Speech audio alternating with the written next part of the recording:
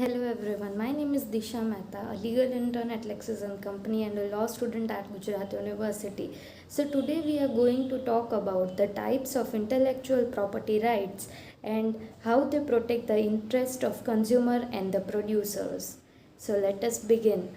So intellectual property forms the basis of development. It could be a book, an artwork, a magazine, article, design, or a new way of manufacturing something. There are various forms of intellectual property, but the term property implies that it is owned by someone, either an individual or an organization. For example, when a movie producer makes a film, it is the individual's intellectual property. Or if a drug company comes up with an innovative new product, it is considered as intellectual property. The term property signifies it can get protection under the law. It's not similar to the property rights that we know. If, for example, someone steals your car, you can make a police complaint.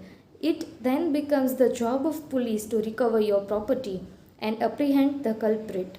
The same is the case with intellectual property.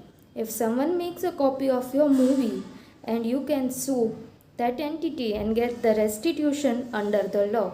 So in this first part, we are going to talk about copyright, trademark and patents. So let us know what it is all about. So patents first.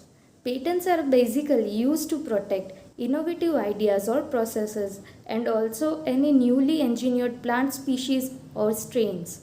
Patents are the types of intellectual property that provide for the right of the owner to exclude others, normally for 20 years, from making, selling, using, and importing an invention. In the US, patents are issued by the US Patents and Trademark Office. Not until a patent is issued does an inventor have the exclusive right to it.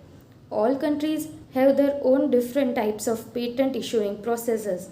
Therefore, the US patent cannot be enforced in the international market.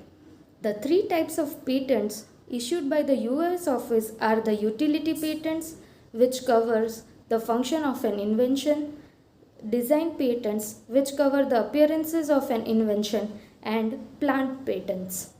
The next one is trademarks. So, a trademark is the name of a product associated with a service or product. It is what consumers use to identify a product or its source.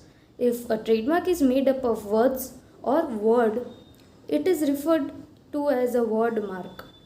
Other than just the name, colors, sounds, or even smell may be used to serve as trademarks. Typically, most trademarks are word marks, slogans, or logo. In the case of new invention, you will need first to protect your word mark, followed by the other forms of trademarks. Research has to be carried out to ensure no one else is using a similar mark. It is not mandatory to register your trademark. However, by doing so, you gain the advantage of nationwide rights, and no one else can secure the trademark with the US Patent and Trademark Office. The next one is copyright. So, a copyright is used to protect images, words, product packaging, label, and the product itself. This type of intellectual property are not expensive to secure a copyright registration, and anyone who infringes on the copyright is required by law to pay attorney fees. In case you had not registered copyright, you would be responsible for your own attorney fees, which cost more than the damages from someone copying your words and images. Some of the copyrightable work includes movies, videos, photos, articles, and software. As much as software is a functional item, the creativity used in the selection and arrangement of different pieces of codes makes it possible to be protected by the copyrights.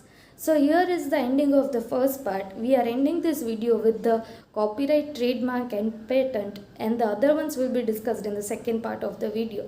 Thank you.